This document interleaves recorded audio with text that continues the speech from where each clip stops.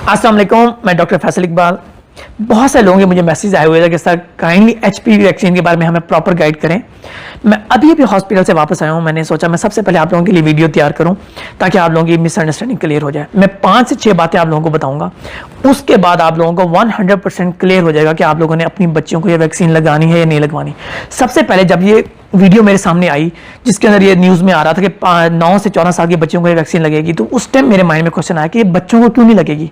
ये वैक्सीन होती किस चीज़ के लिए? बेसिकली वैक्सीन है जिसके वजाइनल कैंसर हो गया, पेनाइल कैंसर हो गया, उसके अलावा एनल कैंसर के लिए होगी, सर्वाइकल कैंसर हो गया और हेड एंड थ्रोट के कैंसर के लिए होती है। तो सेम बच्चों को भी लगनी चाहिए, लेकिन नहीं। और ये 25 साल के लोगों को भी लग सकती है, 45 साल के नीचे तक सबको लग सकती है ये वैक्सीन। और आज से पहले कभी ये वैक्सीन पाकिस्तान में नहीं किसी ने लगवाई होनी, और कोई होगा, कोई 1 से 2% लोग होंगे जो ये लगवाते होंगे। क्योंकि इसकी प्राइस आप लोगों को बताऊंगा तो आप लोग शॉक्ड हो जाएंगे। अमेरिका में ये वैक्सीन $300 की है और पाकिस्तान ये 80 से 85 हज़ार की बनती है। चाइना के अंदर 1500 युआन की है और ये पाकिस्तानी 60,000 रुपए बनते हैं। और क्या ये जो वैक्सीन लगाई जा रही है, क्या ये इसमें वाकई वैक्सीन है या नहीं है? आई डोंट नो, क्योंकि मैं पाकिस्तान में नहीं हूं। मैं चाइना के अंदर, यहाँ चाइना में रिसर्च कर रहा हूं। अगर मैं पाकिस्तान में होता तो मैं देखता कि किस ब्रांड की वैक्सीन है और इस वैक्सीन के अंदर क्या है। मैं पाकिस्तान में नहीं हूं तो इसलिए मैं मेरी माजरत है, मैं आप लोगों को ये नहीं बता सकता।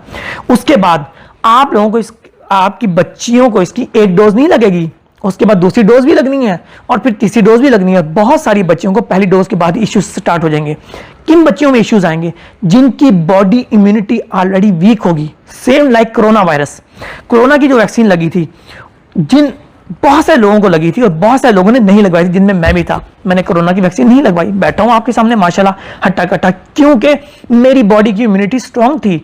जिन लोगों की बॉडी की इम्यूनिटी स्ट्रांग थी उन्हें वायरसेस और बैक्टीरियाज का अटैक नहीं होता, इस तरह बहुत इजीली नहीं अटैक कर पाते।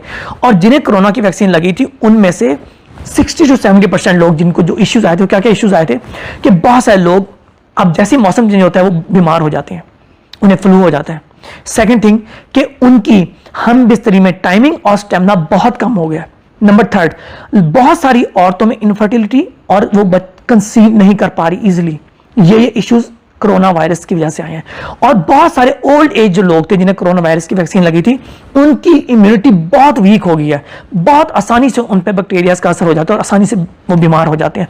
आप लोग मेरी बात को समझ पा रहे होंगे। और सेम इस वैक्सीन के साथ भी बहुत सारी, सब में ऐसा नहीं होगा लेकिन बहुत सारी बच्चियों में ऐसा होगा। मेरा क्वेश्चन है इस गवर्नमेंट से कि आप लोगों के घरों में जा जाके पोलियो के कतरे मुंह में ठोंस रहे होते हैं बच्चों के।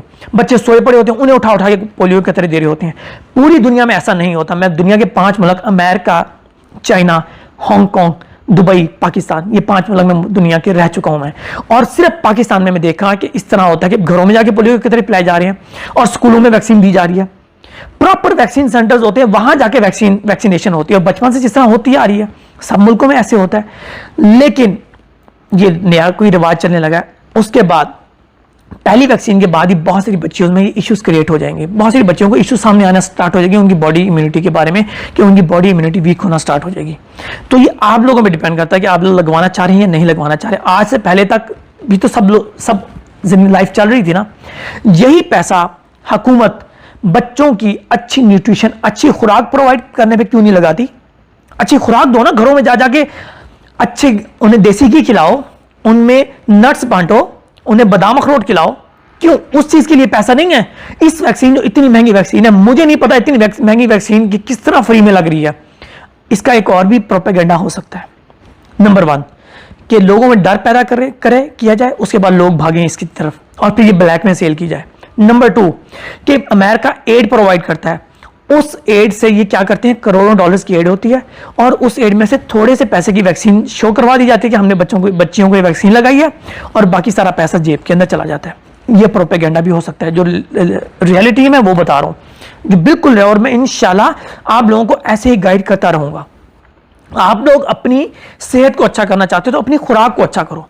अपनी खुराक, अपने मोटापे को खत्म करो, अपनी खुराक को अच्छा करो। एक गाड़ी है ना, गाड़ी के अंदर अच्छा पेट्रोल क्यों डलवाते हैं आप लोग? उसके अंदर अच्छा इंजन ऑयल क्यों डलवाते हैं? ताकि वो सही चल सके। अपनी बॉडी के अंदर जब तक आप अच्छी खुराक नहीं डालोगे तब तक आपकी बॉडी में इम्यूनिटी नहीं बनेगी और तब तक आप लोग ऐसे ही ये वायरसेस और बैक्टीरिया का शिकार होते रहेंगे। मिलते हैं नेक्स्ट वीडियो में। मैंने अपनी कोशिश की है कि मैं आप लोगों को गाइड कर पाऊँ। अगर फिर भी कोई इशू है तो मुझे DM कर दें, मैं आप लोगों को गाइड कर दूंगा। और इंशाल्लाह मिलते हैं नेक्स्ट वीडियो में। टेक केयर, अल्लाह हाफिज़।